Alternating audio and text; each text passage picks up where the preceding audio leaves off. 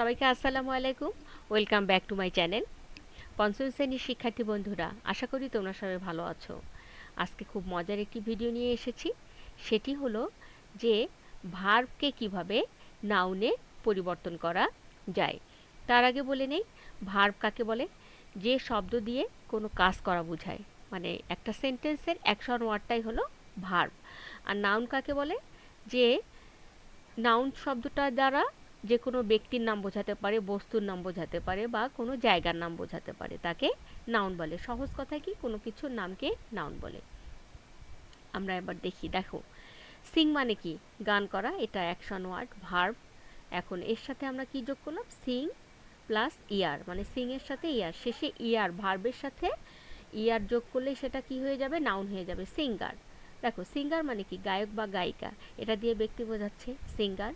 আবার কি, রিড মানে কি? পড়া, রিড যোগ ইয়ার, রিডার হয়ে গেল। রিডার মানে পাঠক, যিনি পাঠ করেন, এখানে ব্যক্তিকে বোঝাচ্ছে।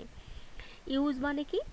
ব্যবহার করা। হ্যাঁ, দেখো, ইউজের সাথে ইয়ার যোগ করলাম, কি হয়ে গেল? ইউজার, মানে ব্যবহারকারী, যিনি ব্যবহার করেন। এখানে একটি বিষয় খেয়াল করবে, যখন ভার্বের শেষে ই থাকবে, ইটা উঠে যাবে। আমরা যখন ওই শব্দটার সাথে ইয়ার ব্যবহার করব, তখন এই ভার্বের ইটা উঠে যেয়ে এই ইয়ারটা যোগ করে আমরা লিখব। রাইট মানে কি? লেখা। একইভাবে ইউজের সাথে যেমন ইউজের শেষে ই আছে, রাইটের শেষেও কিন্তু ই আছে, তাহলে রাইট যোগ এয়ার কি হবে?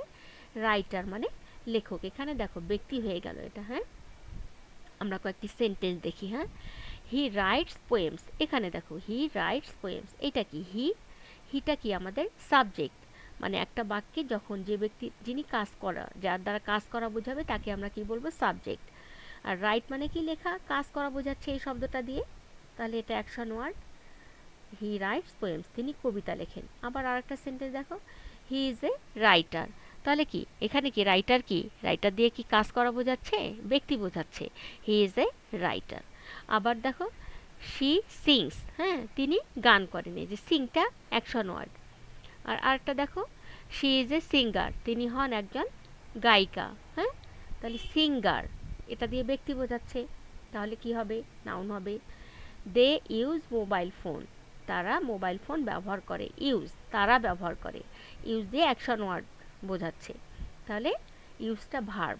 দেখো, দে আর মোবাইল ফোন ইউজার, তারা হন মোবাইল ফোন ব্যবহারকারী। হ্যাঁ, তাহলে এটা দিয়ে যে এই দে কে বোঝাচ্ছে, তারাই মোবাইল ফোন ব্যবহারকারী। হ্যাঁ, তাহলে ইউজারটা কি হয়ে গেল? নাউন হয়ে গেল। তাহলে এই ছিল আজকের ভিডিও। ভিডিওটি ভালো লাগলে সবাই লাইক, কমেন্ট করবেন, শেয়ার করবেন, সাথে সাথে আমার চ্যানেলটি সাবস্ক্রাইব করবেন।